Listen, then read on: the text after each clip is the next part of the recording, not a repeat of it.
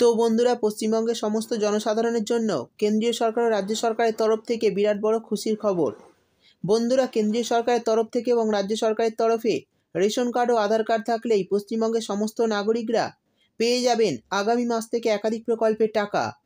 মহিলা ও পুরুষ সকলেই প্রতি মাসে পেয়ে যাবেন 1,000 টাকা থেকে 12,000 টাকা পর্যন্ত। এই মুহূর্তে খুশির খবর জনসাধারণের জন্য। একাধিক প্রকল্পের সুবিধা পাওয়ার জন্য সবাইকে কি করতে হবে, কারা পাবেন প্রতি মাসে 1,000 টাকা থেকে 12,000 টাকা পর্যন্ত, এই সমস্ত গুরুত্বপূর্ণ তথ্য জানাবো আজকের ভিডিওতে। তাই বন্ধুরা, ভিডিওটি একটুও স্কিপ না করে পুরোটা দেখবেন। আর ভিডিওটি দেখার সাথে সাথে যদি আপনি আমাদের চ্যানেলে নতুন এসে থাকেন তাহলে ভিডিওর নিচে যে সাবস্ক্রাইব বাটনটি আছে সেটি ক্লিক করে চ্যানেলটিকে সাবস্ক্রাইব করে দিন। আর পাশে থাকা নোটিফিকেশান বেলটি অন করে রাখুন এই ধরনের গুরুত্বপূর্ণ ভিডিও সবার আগে পাওয়ার জন্য। তো চলুন বন্ধুরা, ভিডিও শুরু করা যাক। প্রথমে দেখে নেব কেন্দ্রীয় সরকার সাধারণ মানুষের জন্য কি কি সুখবর দিলেন।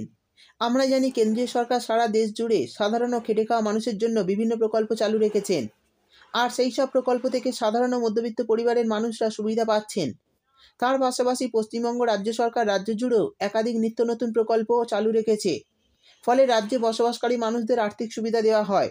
এবার কেন্দ্রীয় সরকার প্রায় 2 কোটি মানুষকে 1,000 টাকা করে অ্যাকাউন্টে দিয়েছে। তো এই টাকা যারা একবারও পাননি তাদেরকে এই 1,000 টাকা করে দেওয়া হচ্ছে।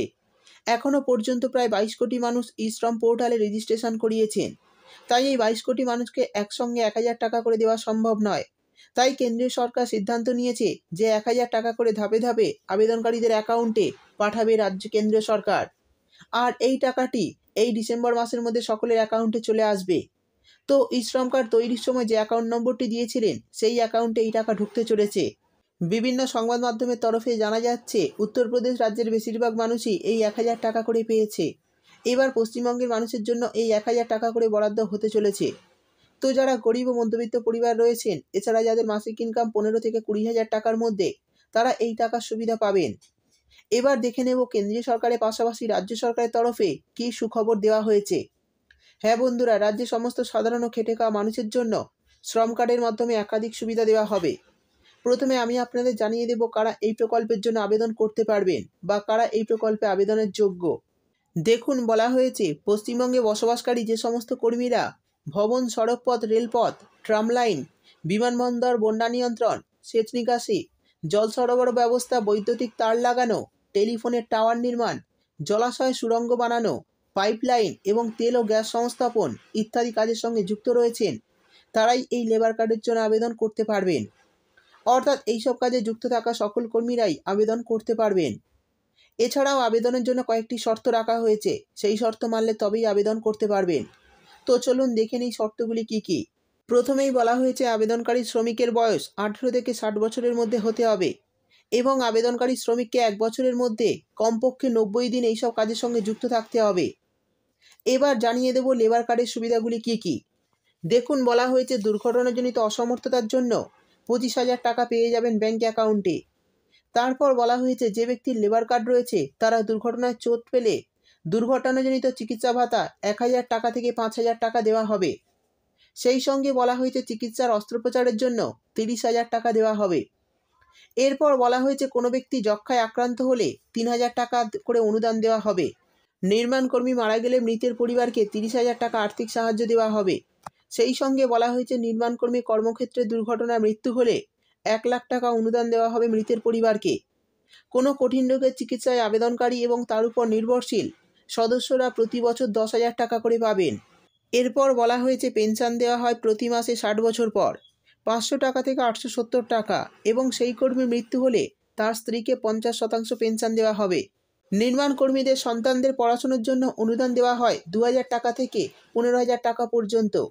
তারপর রয়েছে গর্ভাবস্থায় নির্মাণ কর্মীদের জন্য 3,000 টাকা অনুদান দেওয়া হয় মহিলা নির্মাণ কর্মীদের। মহিলা নির্মাণ কর্মীদের দুর্ঘটনাজনিত গর্ভপাতের জন্য 4,000 টাকা দেওয়া হয়। মৃত্যুর ক্রিয়াকাজ করার জন্য 3,000 টাকা দেওয়া হয় এবং যন্ত্রপাতি কেনার জন্য কর্মীদের 1,000 টাকা দেওয়া হয়। শেষে বলা হয়েছে নির্মাণ কর্মী 60 বছর পূর্ণ হলে এবং এই প্রকল্পের টাকা তিনি যদি তুলে নিতে চান সেক্ষেত্রে কর্মী যত টাকা জমাবেন তার উপরে 8% সুদ সহ আসল সমস্ত অর্থ তিনি তুলে নিতে পারবেন। তো বন্ধুরা, বুঝতেই পারলেন এই সমস্ত সুবিধাগুলি আপনারা লেবার কার্ডের আন্ডারে পেয়ে যাবেন। এবার জানিয়ে দেব লেবার কার্ডের আবেদন পদ্ধতি।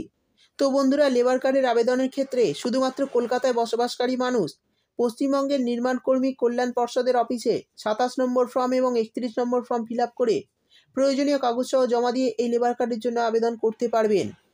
অন্যদিকে বাকি জেলার মানুষরা অনলাইনের মাধ্যমে অর্থাৎ edistrict.westbengal.gov.in এই ওয়েবসাইটে গিয়ে আবেদন করতে পারবেন।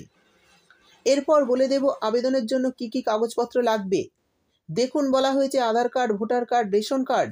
তারপর বলা হয়েছে ব্যাংকের পাসবই, স্থানীয় প্রশাসনের কাছ থেকে সংগ্রহ করা আপনার কাজের প্রমাণপত্র। সেই সঙ্গে বলা হয়েছে পাসপোর্ট সাইজের 4 কপি ছবি এবং রেজিস্ট্রেশন ফি। এই সমস্ত কাগজপত্র নিয়ে আবেদন আপনারা করতে পারবেন।